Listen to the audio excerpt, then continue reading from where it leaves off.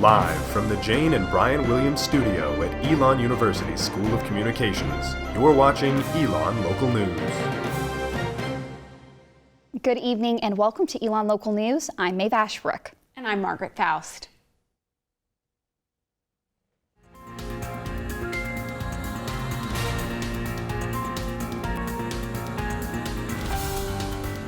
New video tonight from the minutes leading up to the gunshots fired outside of Polly's Pub and Grill Saturday night. The video shows two individuals getting into a fight roughly 10 minutes before gunshots were fired into the air.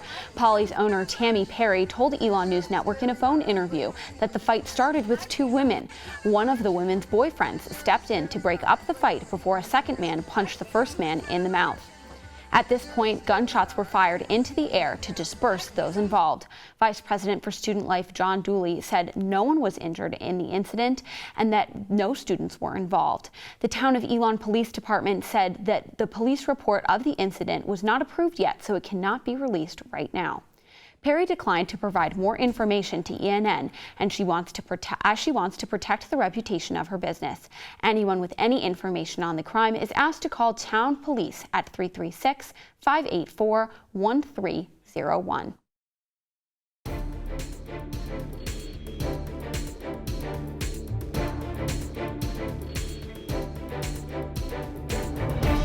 Today was the last day of the Johnson & Johnson vaccine clinic at South Gym. Dean of Students Janelyn Patterson says the university has administered about 2,500 doses to students, faculty, staff, and community members. So we feel really good that we were able to reach many of those folks that may have experienced barriers to access in some other ways, and they've been really appreciative. They've liked coming to campus. An Elon poll released this morning found that over 60% of respondents are going to or have already received the COVID-19 vaccine. 92% of respondents who did receive the vaccine were happy that they got it. Patterson says the university will reevaluate how many students still need the vaccine and are hoping to have another clinic. She also says the university is considering requiring the vaccine for next year, with students able to be exempt. After a brief spike in coronavirus cases on campus at the beginning of the month, case levels at Elon University continue to fall. There are now 17 active cases on campus and 107 students in quarantine. The number of cases in Alamance County also continue to fall, with 13 cases reported yesterday in the county. Case levels remain flat in the state.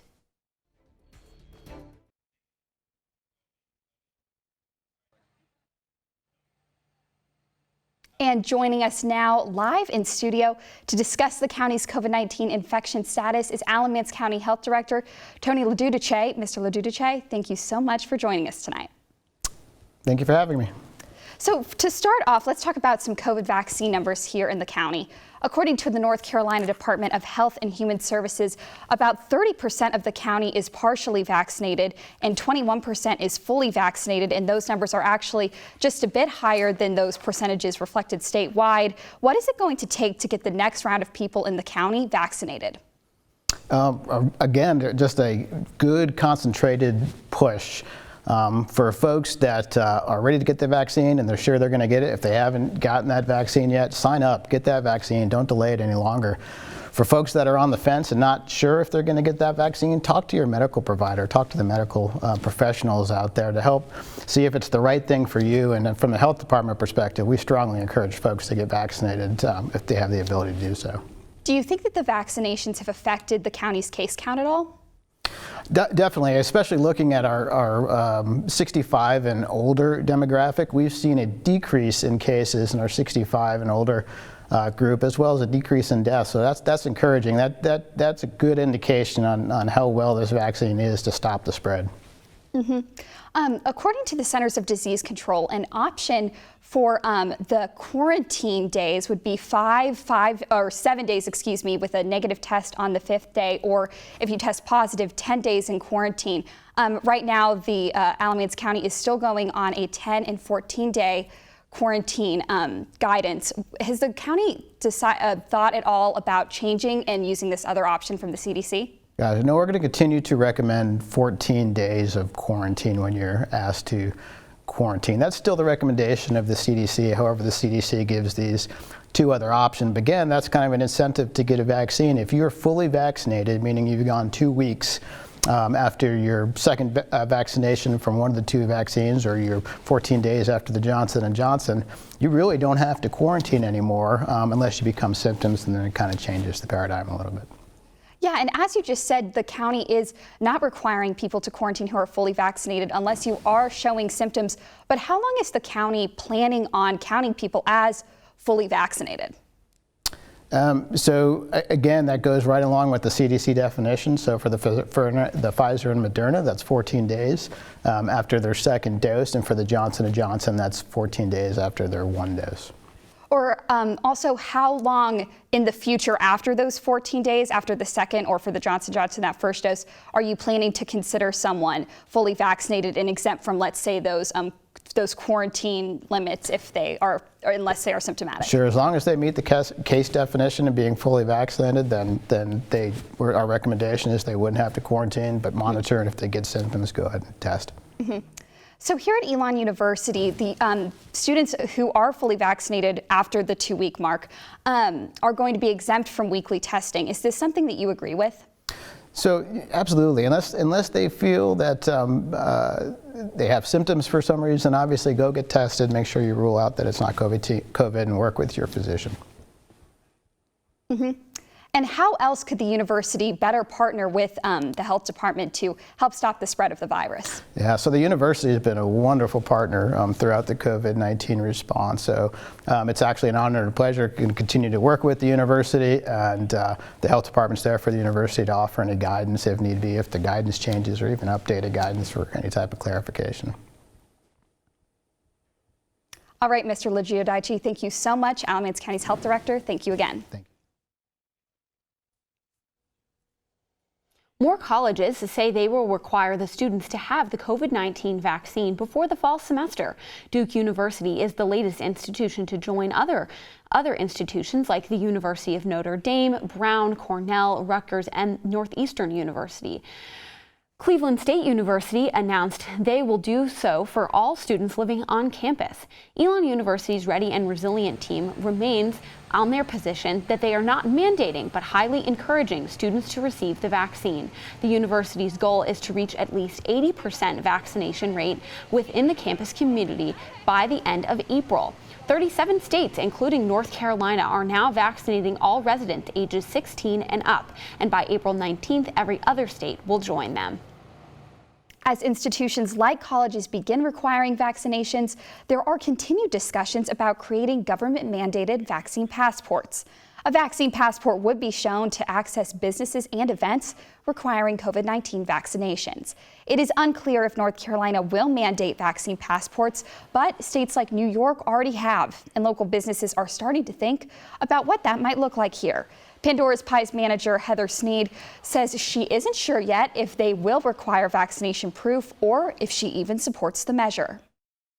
I used to nurse, so I come from a background of being in pediatrics with vaccines, and I know it's a very split decision of people that firmly believe in vaccines and people that don't.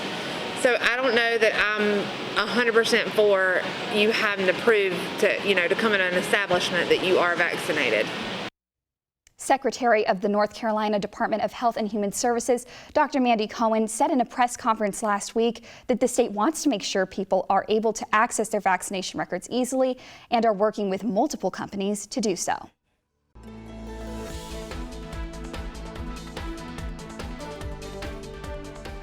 President Connie Book announced a new learning style for fall semester that she calls Normal Plus, which will consist of both in-person learning while continuing to use the virtual tools we've come to know like Zoom for those who want it. Students and staff have mixed feelings about the ways in which students will make the adjustment.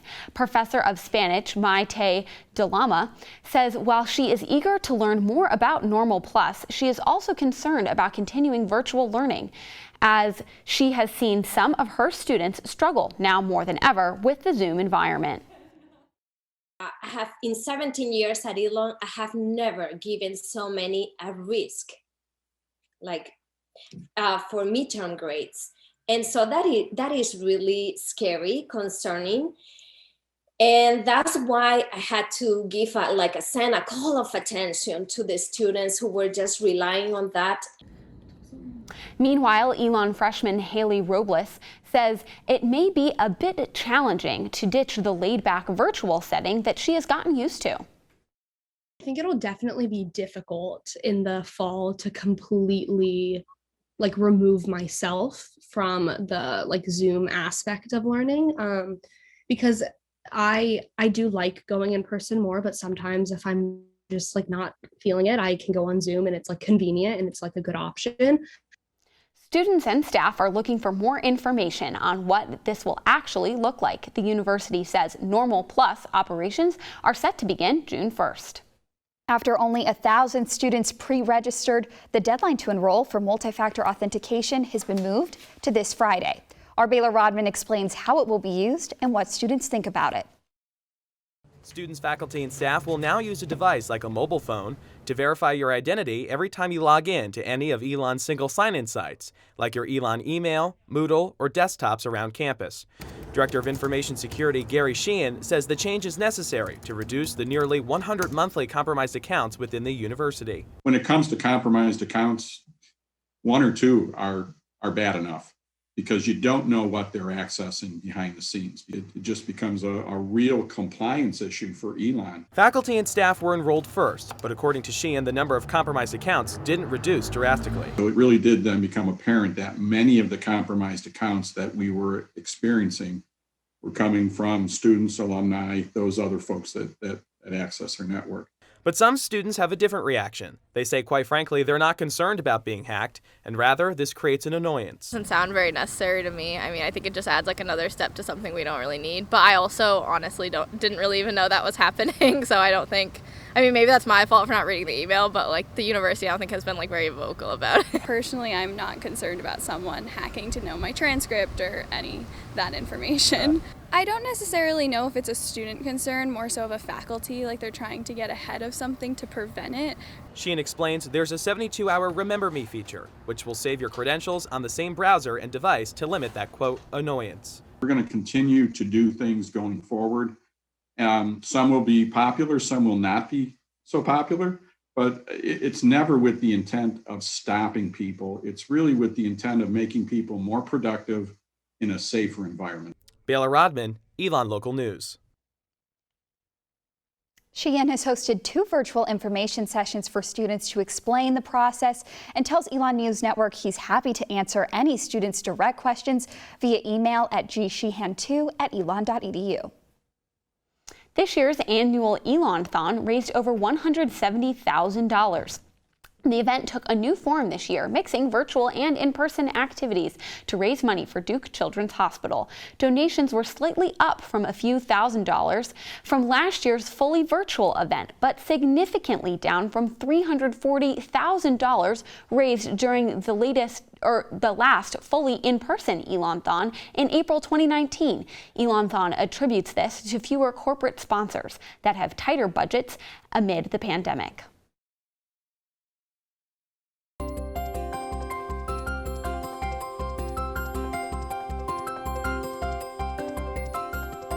Margaret, I would say that I knew what the weather was like today, but I'm realizing sitting here, I didn't go outside. Oh my gosh, Maeve, I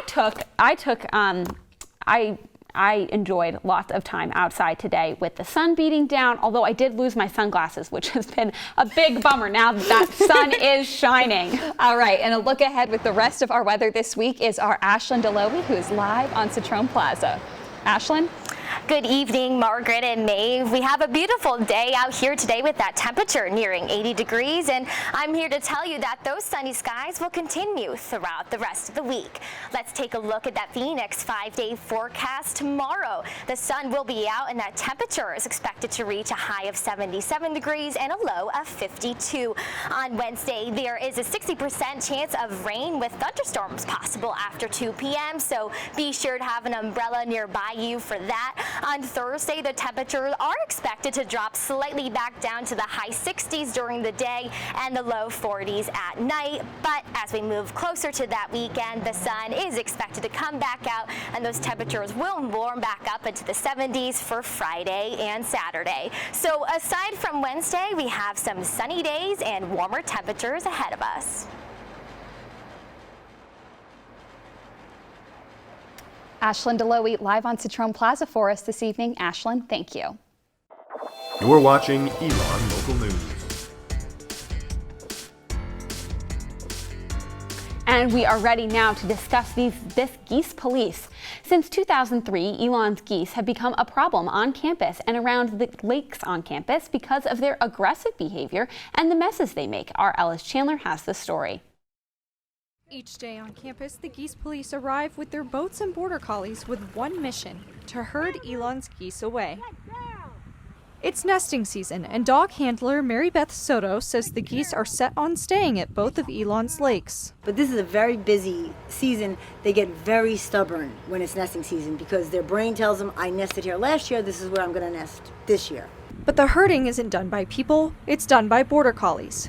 Goose Master's dog handler Gwen Kuykendall used to work at Elon and says the dogs are famous for their eyes. It's a stalk-like gaze, they use their eye, and that mesmerizes the geese into flight, both on land and in the water. Kuykendall says the geese feel the presence of the dogs and fly away. It's about getting the geese to move on rather than catching them, and moving them away from Lake Marynell was the hardest part. Sometimes we'll find them grazing on the common areas. Of course, they like to pluck up the new grass. Both Kuykendall and Soto say people love to see the dogs work, and they find the Elon community friendly. Soto says that even on the job, the dogs get distracted. They're dogs. If a person pays attention to them, they're going to go over there, The main goal for the geese police during nesting season is moving the geese to safer areas. If they hatch, they're walking in the parking lot, and they just walk so slow. And I've seen people run them over on purpose before. So the reason we do this job is not only we love the dogs, but we love the geese. And we see the same ones every year. Both companies feel like they are doing justice to both the Canada geese and the Elon area. Ellis Chandler, Elon Local News. You can see Deputy Dog Juno and her fellow border collies at work each day at Lake Marynell and Lake Verona.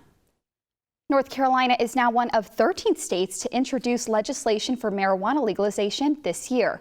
State lawmakers introduced 3 separate bills last week proposing the legalization of medical and recreational marijuana use. 36 states, including the District of Columbia, have passed similar laws thus far, the most recent being our neighboring state of Virginia. Elon freshman Alice Rickards says she sees the benefits of marijuana could have if legalized. My dad's a doctor and my brother works with CBD oil a lot, so I do know that there's a lot of beneficial things that come from using it.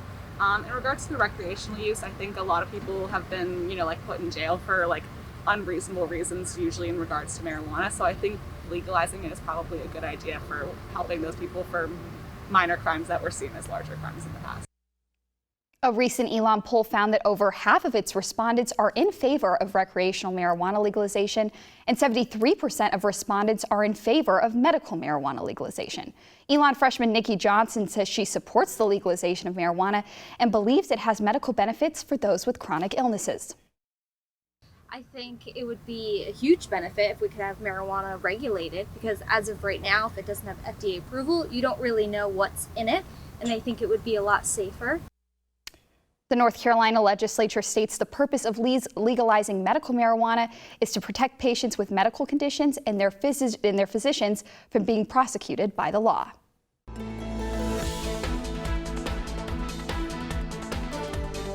While most everyone knows about the big railroad that runs through Elon and Alamance County, you may not know about another railroad that runs through Gibsonville. I went there to see what preparations are being made for it to run for the first time in over a year. A tour of North Carolina, all in just a quarter mile of track. Building things and planning things is what I do. Big things and little things. It's the Gibsonville Garden Railroad, President Neil Bromlow's pride and joy. It's unique. There's no other public garden railway in North Carolina. But no one's seen the railroad's 17 trains run since before the pandemic. So it's time to start chugging along. Even though it's a scale railroad, it has all the problems of a big railroad. The ballast disappears, the buildings get knocked over in a tornado. In a normal year, the railroad would have opened at the beginning of this month. It's all volunteers, and you don't have to have a train to run a train. You don't even have to like trains. You might like to do gardening. You might like to fly a drone. You might like to hand out brochures to people. Bromlow's favorite road is what he calls the Eastern Division. That's where we run Minions, Peanuts, Lego, Star Wars, Wizard of Oz. So all the kids' stuff is down there. That's just a lot of fun. And even while closed, the small train still caught the eyes of some of those small visitors. One inside the fence volunteering. This looks like a whole tiny community of people, and it's kind of nice. And one on the outside, looking in. The bridges and the houses. The bridges and the houses are my favorite. And it's that sense of community that keeps Bromlow going. I like small towns. I like renovating things. It keeps me out of trouble because I got to come here every Saturday, every day and work on things. And Margaret Bromlow says he plans on reopening the train fully with all 17 trains running at once on that huge railroad in June. Oh my gosh. That's when he plans to reopen. It seems like you met a lot of characters out there in Gibsonville. I did. Well, I spent about 2 hours out there on Saturday morning, and just the love everyone who volunteers for Neil has for that train, and how much love he has for that train, and just the town of Gibsonville in general. It was so much happiness seeing it kind of all come back together after being closed for so long. Well, that is so nice to hear. And that is all the news we have for you tonight. Thank you so much for joining us. For all the news you need to know when we're not on the air, visit our website, elonnewsnetwork.com. And be sure to give us a follow on social media at Elon News Network. Have a great night, Elon.